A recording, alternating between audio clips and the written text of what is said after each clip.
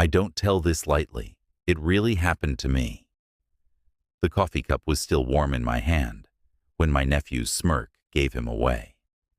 The bitterness in that sip wasn't from the beans.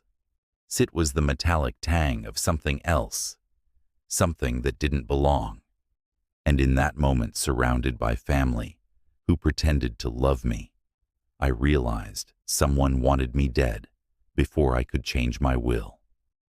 That day, a simple Sunday brunch became the day my life split in two.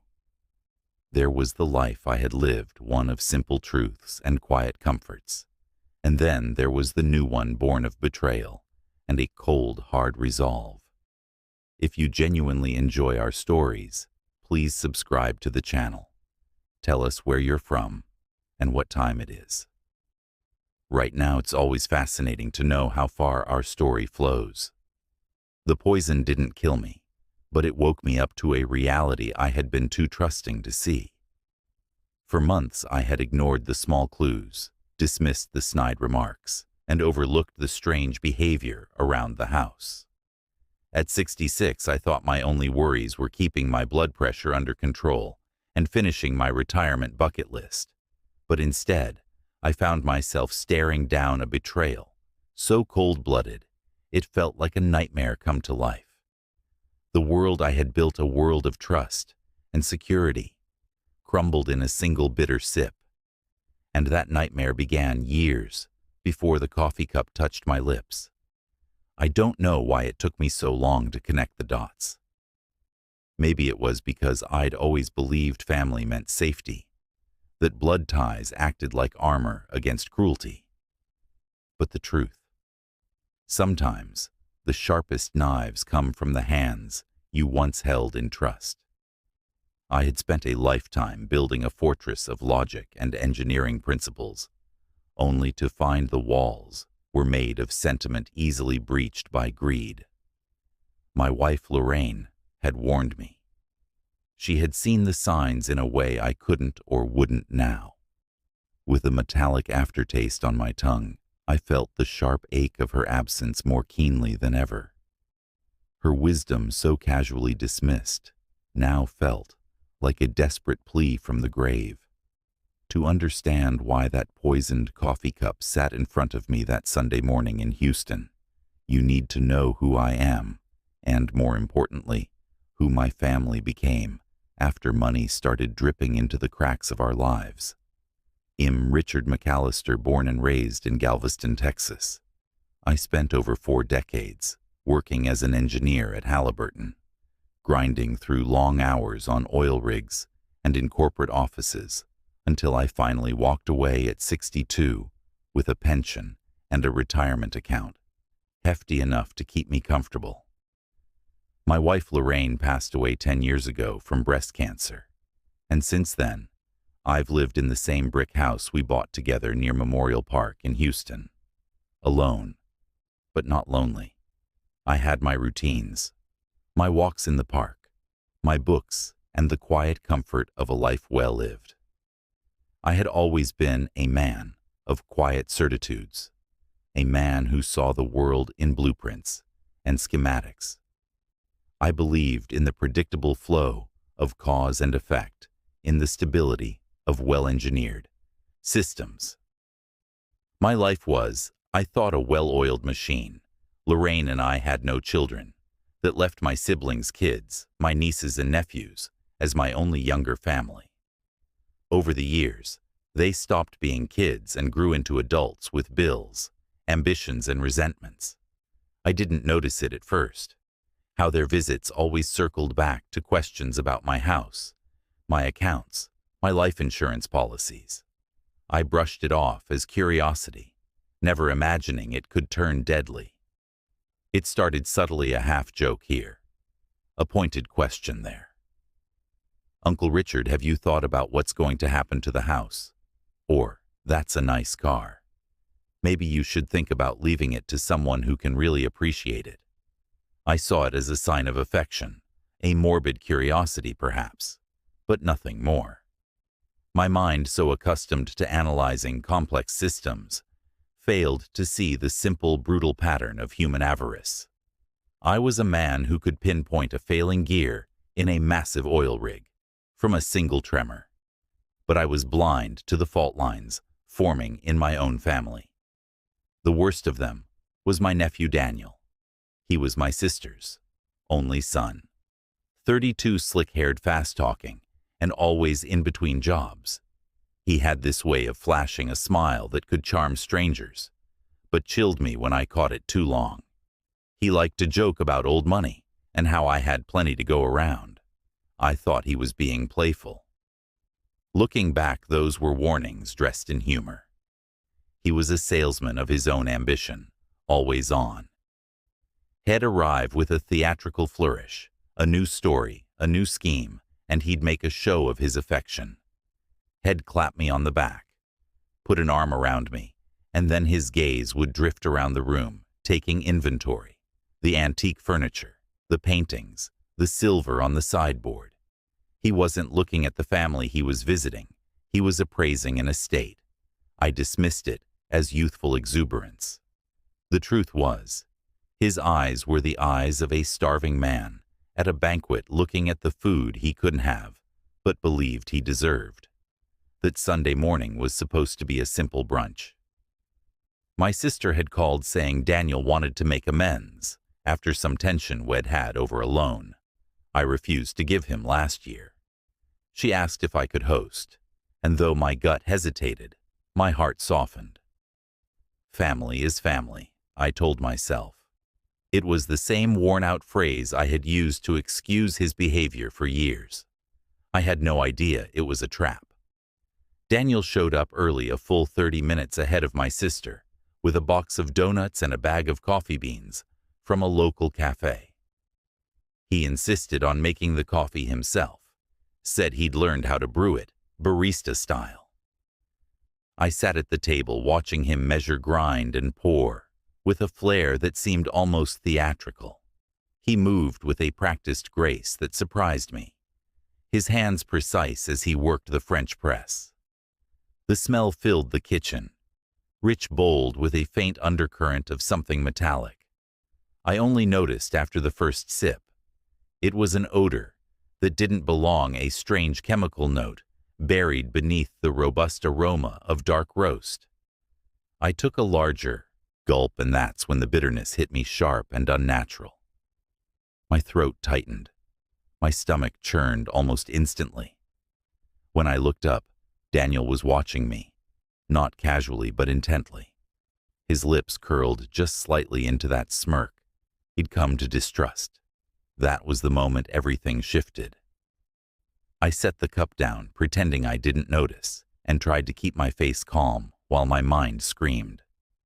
The realization hit me, not like a sudden shock, but like a slow, inexorable wave of cold dread. I was a man who had stared into the heart of a tornado, but this felt worse. It was an assault from within, a breach of the deepest trust. I didn't collapse. I didn't die. But I knew beyond doubt that something was terribly wrong. The rest of that brunch blurred. My sister arrived, cheerful and oblivious, and Daniel played the role of the dutiful son. He passed around donuts, made small talk about the weather, and his hands, which moments before had been performing the ritual of poisoning, were now casual and innocent. I excused myself early, claiming I felt tired. Upstairs, I leaned over the bathroom sink, spitting out what remained of the coffee and rinsing my mouth until the taste faded. My stomach still twisted, but I was alive. And as I stared at my reflection, a cold, hard anger began to replace the fear. I saw the face of a man who had just escaped his own funeral, alive and furious, because in that instant, the weight of years pressed down on me. The questions, the offhand remarks, the way Daniel always hovered around me, asking about my will. I had ignored the pattern. Now, staring at my reflection in the bathroom mirror, I saw it for what it was. They were circling me like vultures. Every dismissive comment, every casual inquiry, every staged visit, they weren't random acts. They were pieces of a puzzle, a macabre mosaic of greed. I was the last piece, the last obstacle, and they were trying to remove me. That was the day I decided I wouldn't just survive. I would fight back. But before I could plan my revenge, I had to be sure I needed proof. And proof doesn't come easy when the villain is smart enough to smile while he's poisoning you. So I started watching, listening, digging. The first thing I did was take that coffee mug's, till half full, and pour its contents into an old mason jar I kept under the sink. I sealed it tight, shoved it in the back of my pantry, and made a mental note to get it tested. Somehow I didn't know where to start, but I knew better than to throw it away. I was an engineer, a man who believed in data. This was my first data point. I felt a surge of professional calm as I labeled the jar with the date and time, as if I were logging a sample from a malfunctioning piece of machinery. My hands were no longer shaking. They were steady, purposeful. That night, lying awake in the dark, I thought of Lorraine Shedd. Always warned me not to be too trusting, especially with Daniel. Hess got wolf eyes, she once said. I had laughed it off back then, a joke between a loving couple. But in the silence of my room, her words echoed like a prophecy. I remembered the night she said it. We were having dinner, and Daniel had just left, after a long, rambling story about a business venture that needed a few $1,000s in seed money. He was always so charming and so transparent. I had a soft spot for him, a blind spot, really. But Lorraine, she saw through the performance. She saw the hungry look in his eyes when he talked about money. I had dismissed it as her being overly protective. Now I saw it for what it was, the instinct of a loving wife and a woman who understood people better than I ever would. I lay there feeling the full weight of her loss, a ghost companion to my fury. The days that followed were filled with tension. Daniel texted me casually, asking if I enjoyed the coffee and when we could hang out again. His texts felt like a sick game of cat and mouse. He was testing me, seeing if I had died, seeing if I had said anything. I kept my replies short, polite. But inside, I was boiling. I began pulling out old bank records, family letters, anything that might show me how deep this obsession with my inheritance ran. I opened a small desk drawer in my study that I hadn't touched in years, filled with Lorraine's things. The scent of her perfume faint, but still there filled the air, and for a moment I was overwhelmed. The grief so long, a dull ache sharpened into a desperate longing for her advice. What I found shook me. In a folder Lorraine had kept in her desk own, I hadn't opened in years, I discovered notes from a conversation she'd had with my sister. The handwriting was hers, neat and deliberate. Daniel asked again about Richard's accounts, said he should get something early while he can enjoy it. Told Linda, my sister, I don't like this talk. The note was dated 10 years ago, a decade. Daniel had been circling me for a decade, maybe longer, and now he wasn't just circling. He was making his move. The note was a confirmation, a piece of irrefutable evidence that his greed was not a recent development, but a long-held, festering ambition. It was the first solid piece of my counterattack. It proved that this wasn't a sudden act of desperation, but a premeditated crime I couldn't tell anyone yet. Not the police, not my sister, not even close friends. Without proof, I'd look paranoid, or worse, senile. But deep down, I knew. The next time Daniel wouldn't just smirk. The next time he'd make sure the poison finished the job. So I began plotting, not just survival, but revenge. And the first step of revenge is patience. That was when I set the trap. The plan I made wasn't dramatic at first. Revenge rarely is when it begins. It starts as a slow tightening, a series of small, careful moves designed to expose the truth without giving the villain another chance to strike. After that Sunday, I did 3 things in quick succession.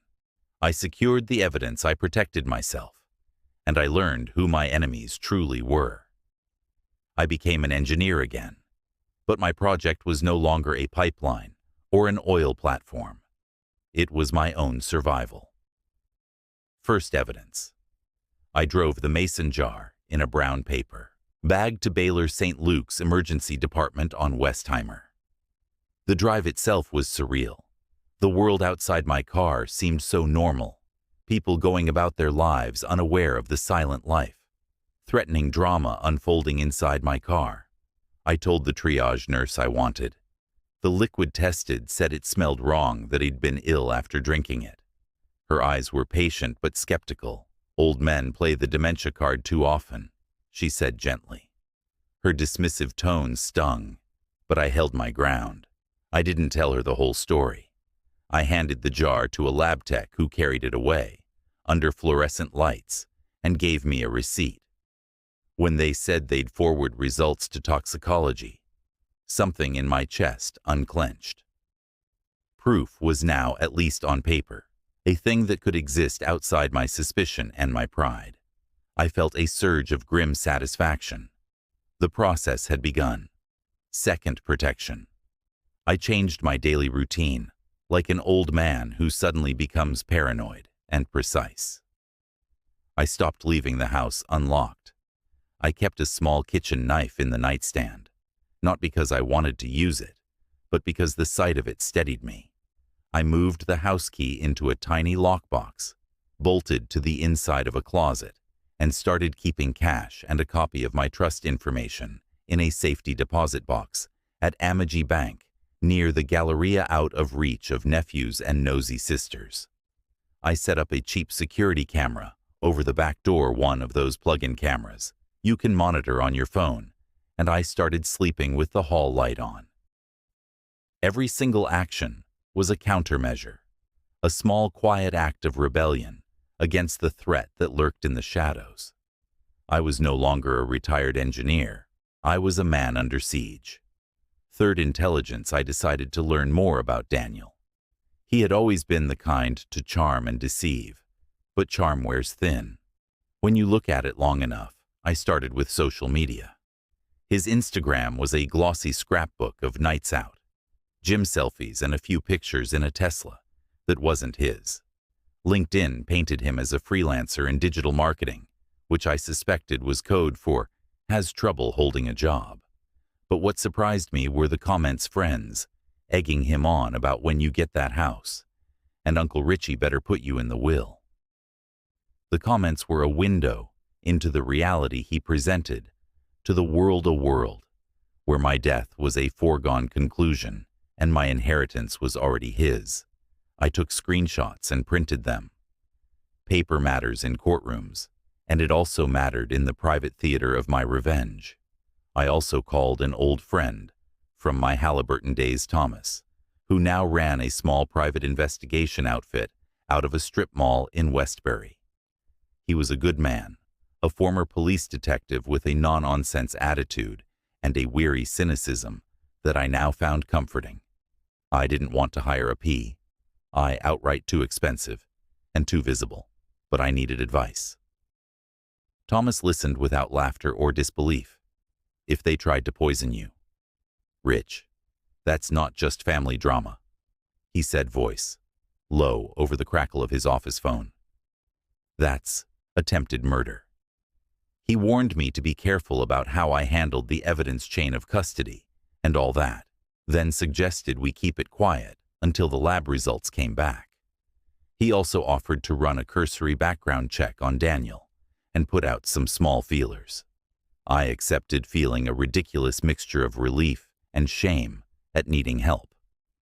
It was the first time I had admitted the full scope of my problem to another person, and Thomas, with his quiet competence, validated my paranoia.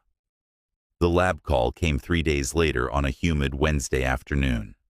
The nurse at Baylor's toxicology lab asked if I could come by to discuss results. I walked into the small office thinking they would tell me some vague, non-committal thing. Instead, the toxicologist, Dr. Evans, a woman with a cascade of gray hair and a stare that suggested she'd seen the worst, sat me down and said, "Mr. McAllister, there was an unusual compound in the sample.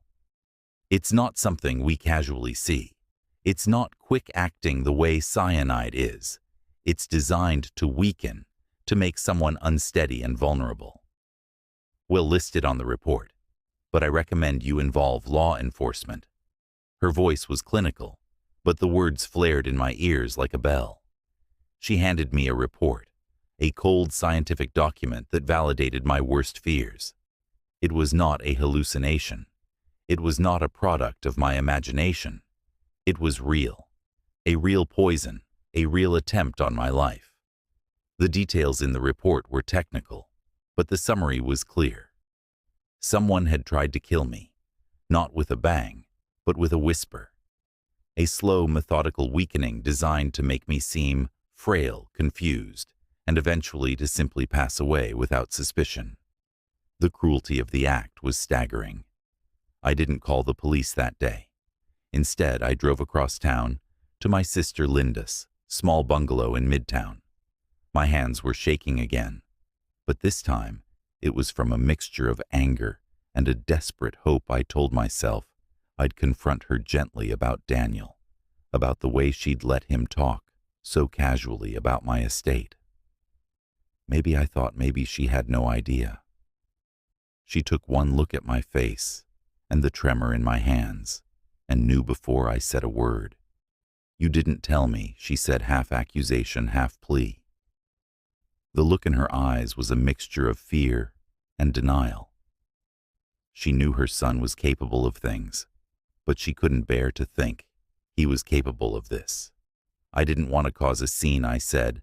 "I wanted proof first, and you got it." Her voice rose like a wave on glass. "Yes, Baylor found something in the coffee." I kept my words sparse, precise. I told her about the mason jar, the lab, Dr. Evans's warning. Linda's face went white. She covered her mouth with both hands, like someone trying to hold back a sob. Her denial, once a fortress, crumbled in front of my eyes. "Oh, God," she whispered. "Donahue would never," he swore. Her voice trailed into a tremor. Then, after a beat, she hardened. The defensive mother, the one who had always made excuses for her son, began to re-emerge. "We need to call the police." "No," I said. The word felt like an anvil in my mouth. I saw the way Linda looked at me. There was confusion, but there was also the old pattern of her taking Daniel's side, of protecting him, smoothing him over. I didn't trust her to stand against her son. I didn't want her to be the first person my family turned to for cover. "We're going to handle this differently," I told her. "We're going to make sure no one can hide it. If we go to the police now, without more, this could disappear into the background. People get embarrassed. People change their stories. I need to know how deep this goes." Linda fought me for a minute, then agreed. Not because she understood my plan, she didn't, but because she loved her son and needed to be close to the drama unfolding around him. She wanted to be able to protect him, to warn him, if she could. I let her stay in the role she wanted. Let her be my unwitting informant. That was part of the strategy. I had no illusions about her loyalty. She was a mother, and her son was a monster. She would choose him, and that choice would be my advantage. Over the next month, I moved like a slow, deliberate predator. I let Daniel come around. I let him make his small jokes. I let him watch me with those wolf eyes. While I collected proof, I started keeping a detailed log, times, phrases, who was present, what was said. I recorded a few conversations on my phone, legal in Texas, when one party consents, and I made sure my entries were precise. I also set up a second security camera on the kitchen counter, discreet and facing the table where he always brewed his coffee. I was documenting the crime in real time, building a fortress of evidence around him. I invited him over for dinner one Friday evening, under the pretense of reconciliation. He arrived with a six-pack of something expensive and the damnedest ability to smile, as if he had never considered killing his uncle for a cent. He poured the drinks, told stories about his latest entrepreneurial venture, and leaned in close enough that I could smell the cheap cologne masking the leftover coffee from the cafe he'd posed with on Instagram. I watched him through the lens of the counter camera, while he reached for a bottle of dish soap and started to clean a pan. There was something almost performative about his movements. Too quick, too practiced. I felt the skin crawl on the back of my neck. I kept my temper. I watched his hands, studied the palms, the way they gripped a mug like he was used to owning what he touched. After dinner, he offered to make coffee. I smiled and declined, saying I had some tea I wanted to brew. He looked disappointed, but did not push it. He leaned close when he said, "You know, Rich, you could make things easier by just," and he left the sentence dangling. Putting Daniel in the will, he finished with a grin that didn't reach his eyes. His words were a threat, a veiled demand, and a confession. All at once, I feigned ignorance, laughed it off in a way that made him lean back and loosen. I let the camera record everything. In that small footage, I knew we had what we needed to show motive and demeanor. But I also wanted that something else, a link that connected the attempt on my life to his hands and his visits.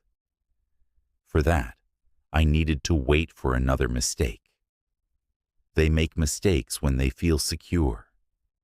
They make mistakes when they think they can get away with it. They make mistakes because they underestimate the old ones.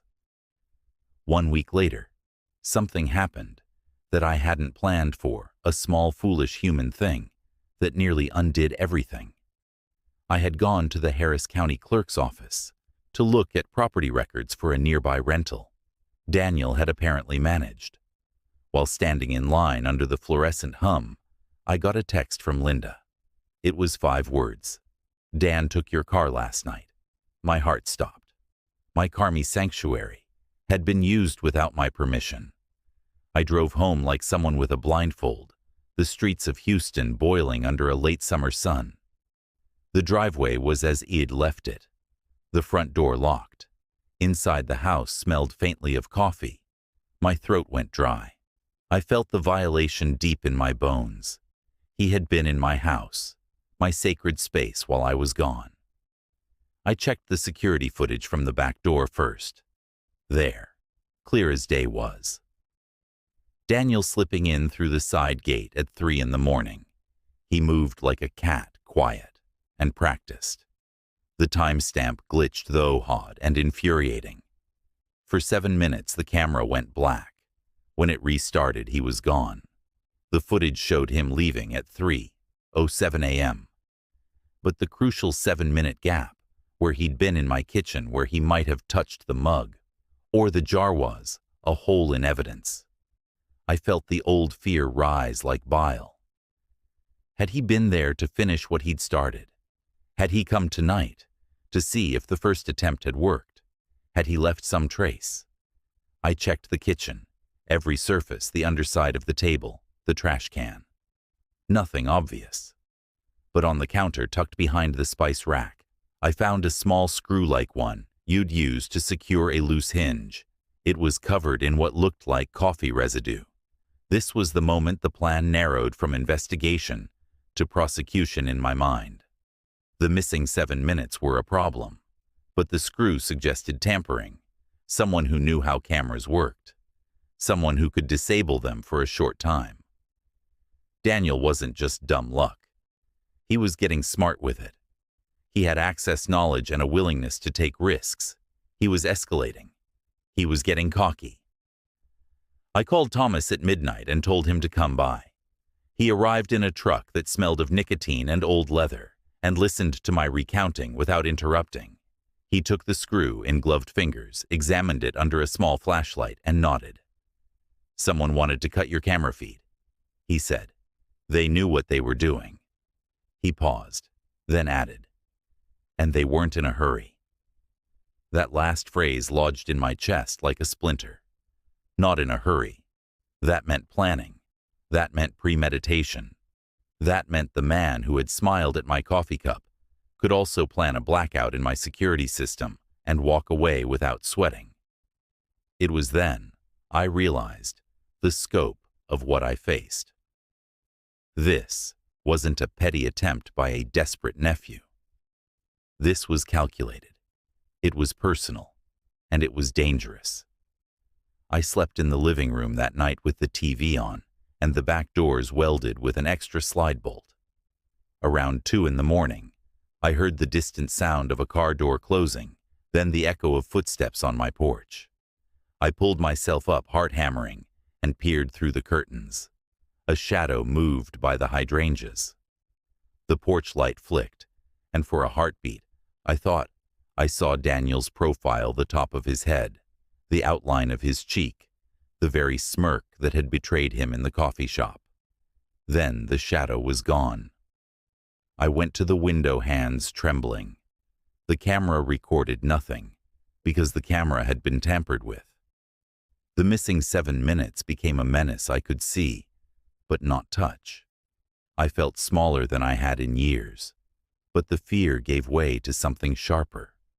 A cold, deliberate resolve. You can't respond to a predator by hiding. You respond by outthinking them.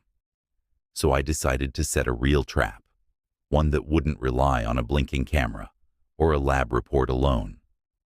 I called my lawyer, a no-nonsense woman named Marta, who'd helped me when Lorraine died and had a way of saying things that made paperwork into weaponry. I told her everything: the mug, the lab, the footage, the screw. She listened, interlaced her fingers on the desk, and said, "We'll need to preserve everything, Richard, and we'll need to make sure whatever happens next is admissible." "When you say we," I said, "do you mean go to the police?" "Soon," she said, "but not blind, not without a case. Let them come to you with handcuffs already lined up for the villain." She smiled in that tight, efficient way lawyers do when they're already 3 moves ahead on a chessboard. "And Richard, do not let anyone, least of all Linda, know what we're planning." I agreed, feeling the weight of it all settle into the bones of a man who had been knocked down and decided to get up, not because he wanted to, but because justice, whatever the shape of it, demanded it. We set the bait. Marta called a meeting, pretending to be a social worker offering estate planning advice.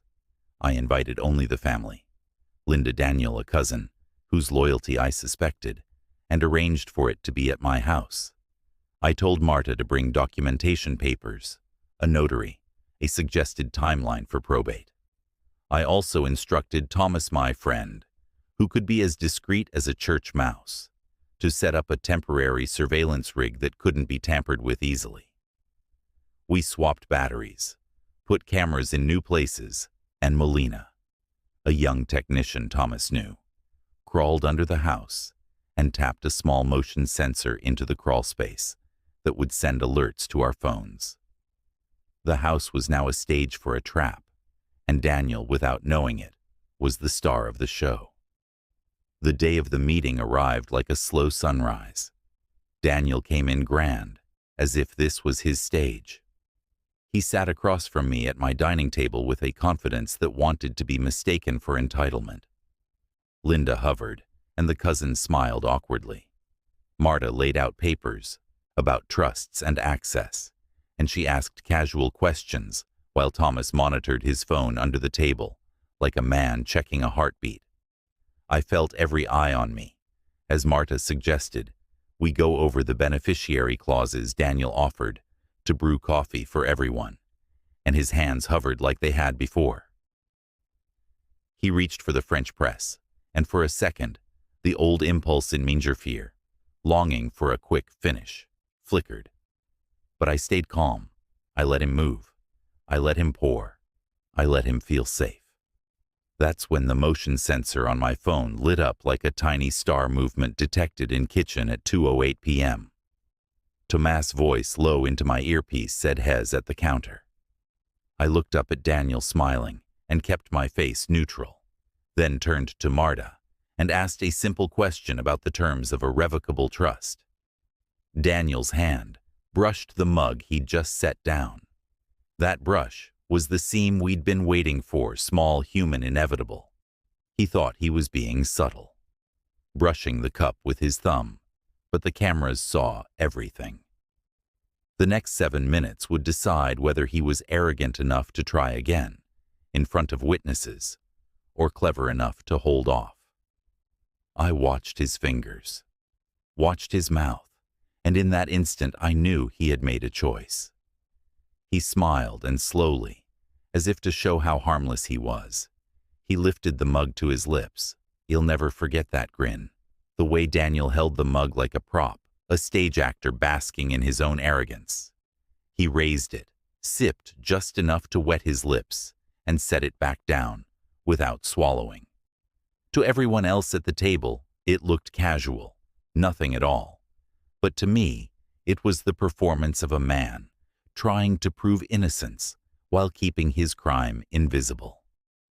He was showing us all that he was confident enough in his poison to try it himself, a theatrical flourish of his own depravity.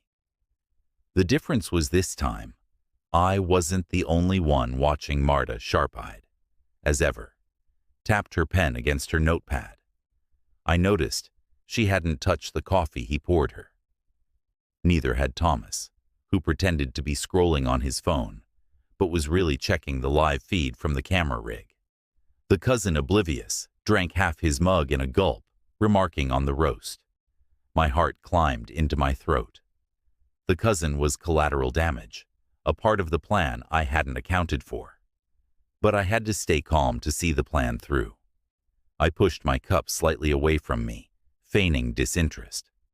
Daniel noticed his eyes flicked to the cup, then to me, then back to Marta.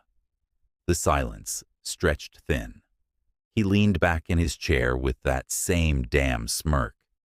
"You know, Uncle Rich," he said, voice smooth as oil, "I'm glad we're all here talking about the future. Family should stick together, especially when big things are at stake." Marta tilted her head, her tone neutral. "Big things like what, Daniel?" He shrugged, feigning modesty.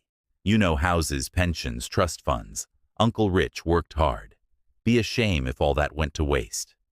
The words hung in the air, heavy with unspoken meaning. He wasn't just talking about my assets. He was talking about my life. Linda shifted in her seat, clearly uncomfortable. "Daniel," she said softly, "that's not." No. He interrupted, raising his hands like a man pleading innocence. "I'm just saying what we're all thinking. We don't have forever. Might as well plan ahead." The words hung heavy in the room. My hands trembled beneath the table. Not from fear anymore, but from the furious calm of a man who's finally cornered his predator. That was when Marta made her move. "Daniel," she said lightly, flipping a document toward him. "Why don't you look this over? It's a draft beneficiary outline. Just hypothetical, of course. You'll notice one clause about survivorship rights. He'd be curious to hear your thoughts." He glanced down at the paper, eyes skimming, then looked up at me. "This says I don't get anything until after Uncle Rich passes," he said flatly. "That's how inheritance works," Marta replied coolly. "You know that, don't you?" The smirk cracked just a hair, but enough. His jaw tightened. His fingers drummed on the table. For the first time, the mask slipped. That was when Thomas' phone buzzed again. He looked at me, then at Marta. Quietly, he slid the screen across the table. The motion sensor camera feed showed Daniel in my kitchen the night he broke in, clear as daytime, stamped with the screw he'd used to tamper with my old camera, visible in his hand. Proof. I stared at the screen, then at Daniel. My voice came out steady, low and final. You tried to kill me. The room froze. Linda gasped, hand flying to her mouth. The cousin dropped his mug coffee, splattering across the table. Marta didn't flinch. Daniel laughed, a sharp, ugly sound. You've lost it, old man. You're paranoid. Nobody's trying to kill you. I leaned forward, my eyes locked on his. Then why did the toxicology lab at Baylor find poison in my coffee? Why do we have video of you breaking into my house? Why does your own mother have notes from Lorraine, 10 years ago, warning her? You were circling my estate like a vulture. His face drained of color, the mask shattered. For the first time, Daniel looked cornered, truly cornered. Linda stood, tears spilling down her cheeks. Daniel, please tell me this isn't true. But he said nothing. His silence was an admission, louder than any words. Marta closed her folder with a snap. Richard, I think it's time. We take this to the police. We've got enough for attempted murder and fraud charges, and with this footage, she tapped the phone. There's no escaping it. Daniel shot up from his chair, knocking it backward. You can't prove anything in court. It's circumstantial. You think anyone will believe some senile old man and a washed-up lawyer. That was his final mistake, because Marta wasn't washed up. She was a former assistant district attorney, with more trial wins under her belt than Daniel had paychecks, and she'd just heard him threaten me on record in front of witnesses, with my cameras rolling. Thomas stood slowly, a hand resting on the back of his chair. His voice was calm, almost pitying. It's over, kid. You played too cocky, and you lost. Daniel's chest heaved. His eyes darted to the door, then back to me.